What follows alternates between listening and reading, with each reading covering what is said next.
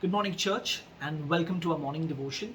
Today's devotion is from Psalms 147, verses 10 to 11. Let's take a look at verse 10 onwards. The psalmist out here is trying to draw each one of our attention, and he says in verse 10, he says, God's delight is not in the strength of the horse, and he takes no pleasure in the legs of a man. The question out here is, why does God not take pleasure in the strength of the horse or in the legs of a man? Hasn't God created both of these?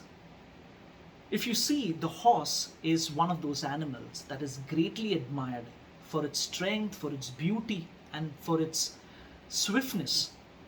While on the other hand, if you see the legs of a man, when it's well trained, when he works out every day, he's in a position to climb, to run, to do a lot of things.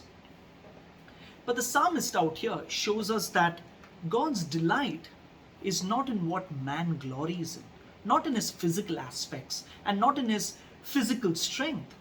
But God's heart and God's delight is in the heart and soul of a man that seeks God, that seeks his Creator, and trusts his Creator for his daily strength. That is the reason why, if you see verse 11 of this psalm, it says God takes pleasure in those who fear him and in those who hope in his mercy.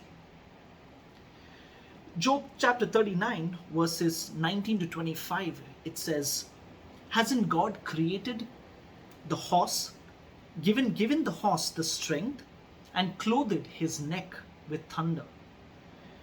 When we admire a horse, we should always remind ourselves of the Creator who created this creature. And we need to give that glory and honor to the Creator. I was also reminded of 1 Samuel chapter 9, when the nation of Israel, rather than waiting upon God, they went ahead seeking and choosing a king for the nation of Israel. And they went ahead by the physical appearance, the physical aspects of a man.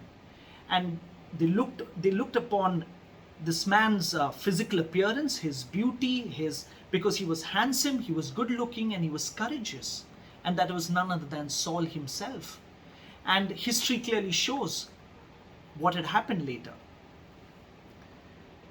Also in 1 Samuel chapter 16 verses 6 to 13, when Prophet Samuel was sent to Jesse's home to choose the king, the next king of Israel, when Jesse saw Eliab, he thought to himself that this could be the next king of Israel, because he was tall, he was really good looking. However, God had a different plan altogether. God's heart and God's delight was in a man who loved God and who feared God with all his heart. 1 Samuel chapter 13 verses 14 and Acts chapter 13 22, we see why God delighted in David and called him a man after God's own heart. He was a man of faith in God when he stood before Goliath, a man of faith. He had a heart of worship unto God even when he won his battles. David loved God. He loved God, and he showed the same love even to his enemies, especially to King Saul. He was a humble man despite his victories. But if you see, our best example would be none other than Jesus himself. Isaiah prophesied in Isaiah 53 verses 2, he says he has no form or comeliness, and when we see him, there is no beauty that we should desire him. Verse 3 says that he was despised and he was not esteemed by men.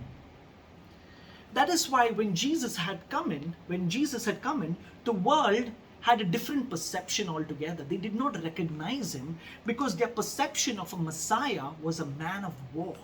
A man of war, a great leader, and who would be recognized for his physical appearance.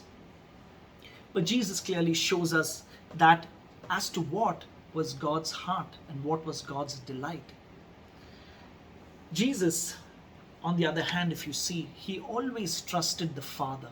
He always prayed to the Father. He always went to the Father to seek for his strength and for every detail in his life. Therefore, church, in closing, let us remind ourselves, let us remind ourselves from the life of David and from the life of Jesus that as to what is God's desire and as to where our heart needs to be. Isaiah 40 verses 29 to 31, it says, "For those who wait on the Lord will renew their strength." Our strength does not come from the world. It does not come from our own physical aspects or from our own strength. But our strength comes from waiting and waiting upon the Lord. And it says that for those who wait on the Lord will renew their strength. They will mount up like wings like eagles. They will run and not wait. They will run and not be weary. They will walk and they will not faint. Our strength therefore comes by waiting upon God and hoping in Him for each one of our situations. Have a wonderful and a blessed week ahead. God bless.